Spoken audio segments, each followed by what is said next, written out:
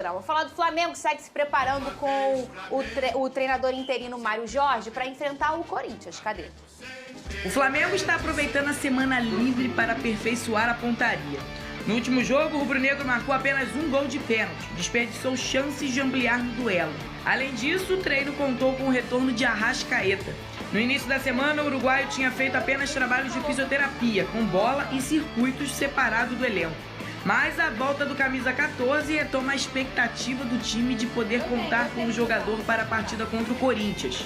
Além dele, também o uruguaio Varela voltou aos treinos, aumentando as chances do rubro-negro contar com o atleta. Varela está afastado dos gramados desde a partida contra o Grêmio, de 16 de agosto, pela volta das semifinais da Copa do Brasil. O lateral direito sofreu lesão no ligamento do joelho direito e ficou sob observação do departamento médico do Flamengo. O elenco se prepara para mais um jogo fora de casa. Como visitante, o time já realizou 13 partidas no campeonato, com 6 vitórias, 3 empates e 4 derrotas. Um aproveitamento de 53% e tem um velho conhecido pela frente. No primeiro turno, o rubro-negro venceu o Corinthians em casa por 1-0 e tem um bom retrospecto em relação ao timão. O Fla ainda tem mais 2 treinos pela frente antes da viagem para São Paulo. Ainda com Mário Jorge no comando do time, o rubro-negro vai em busca de mais uma vitória para se manter no G4.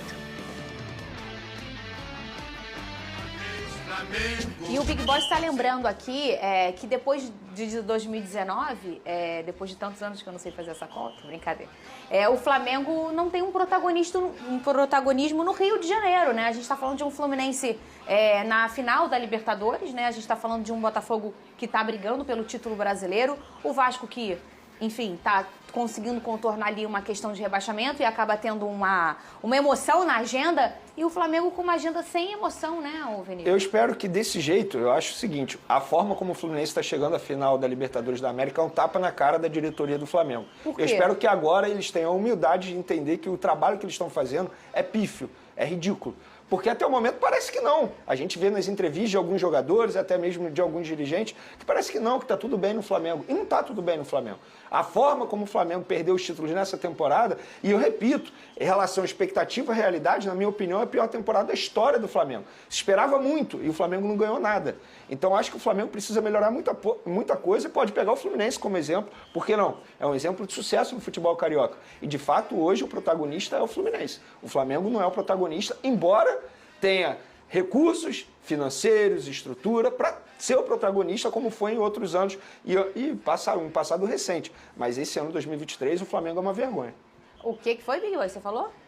Ah, tá. Pensei que você tivesse falado alguma coisa. Ô, Lucas Pedrosa, tá triste? Não. Ah, tá, Pelo contrário, eu tô feliz porque eu acho que a gente, no futebol carioca, a gente foi representado pelo Flamengo muito tempo, nesses últimos anos, né? E você vê uma mudança de protagonismo. Tudo bem que o São Paulo foi campeão da Copa do Brasil, mas foi contra o Flamengo. O Botafogo é o líder disparado do Campeonato Brasileiro. O Fluminense está na final da Libertadores. E o Vasco está num processo de renovação, vindo de uma Série B, briga para não cair, é uma temporada ruim. Por mais que tenha essa emoção toda, é uma temporada muito ruim, mas o que eu quero dizer é, o panorama no cenário nacional e internacional, ele vem sendo positivo para o futebol carioca. Uma mudança de panorama que a gente só era representado pelo Flamengo e a gente passou a ser representado agora pelo Botafogo, pelo Fluminense, que tem o melhor time do próprio Fluminense dos últimos 10 anos, e o Vasco da Gama, mal ou bem, Fernanda, conseguindo ficar na Série A, tem totais condições, se tudo correr como a gente espera, para poder também em 2024 vir forte. Pois é, o Vene Casagrande, você tem novidades sobre o Tite? Não tem nenhuma novidade. Acho que a próxima novidade seria a assinatura de contrato. Eu acho que esse seria o último passo, o último ato da diretoria para anunciar a contratação do treinador. O que eu acho que só vai acontecer depois do jogo contra o Corinthians. Não faz sentido ele assinar agora e o Flamengo anunciar agora. Sendo que o empecilho é qual? É não enfrentar o Corinthians. Então, qual seria o motivo de anunciar agora? E queria até um desafio para si, né? Pois é, exatamente. E o Arrascaeta voltou aos treinos do Flamengo, mas será que vai para o jogo contra o Corinthians? Olha, qual é a situação dele? A minha informação é o inverso, que ele não voltou aos treinos. Ah, não voltou? Que ele não voltou. Ele não treinou ontem, não treinou hoje e que dificilmente pega o Corinthians no sábado. Isso mostra como ele fez um esforço para poder jogar contra o São Paulo. Lembrando que ele jogou contra o São Paulo, na base de sacrifício, a gente pôde notar que era um Arrascaeta totalmente abaixo fisicamente, ficou fora do jogo contra o Bahia, justamente por causa disso, e dificilmente pega o Corinthians no sábado.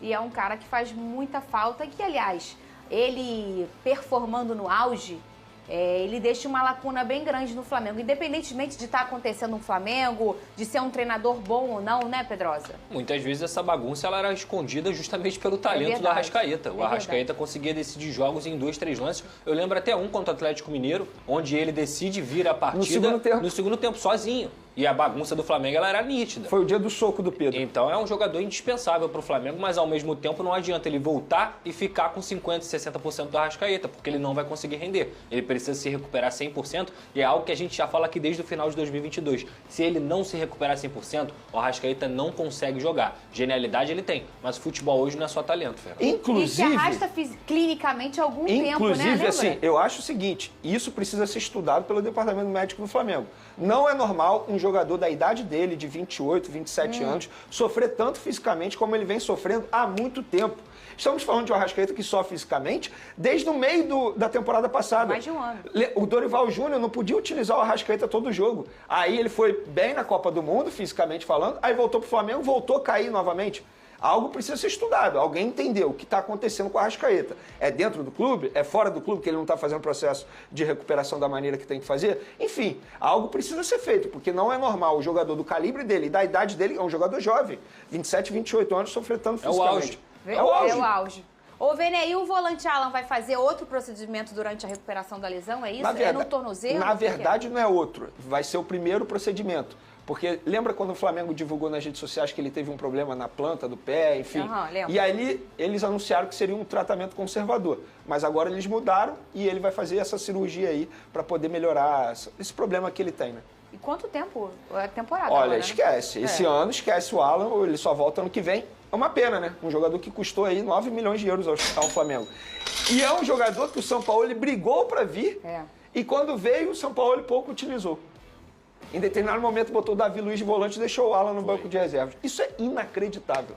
Olha só, é porque a gente está dentro da temporada ainda. Quando a gente virar o ano e a gente lembrar como a gente trabalha com isso e quem é rubro-negro, do que passou, a temporada do Flamengo foi inacreditável, Pedrosa. Foi, de várias... Muitas escolhas do São Paulo são Gente. assim, ó.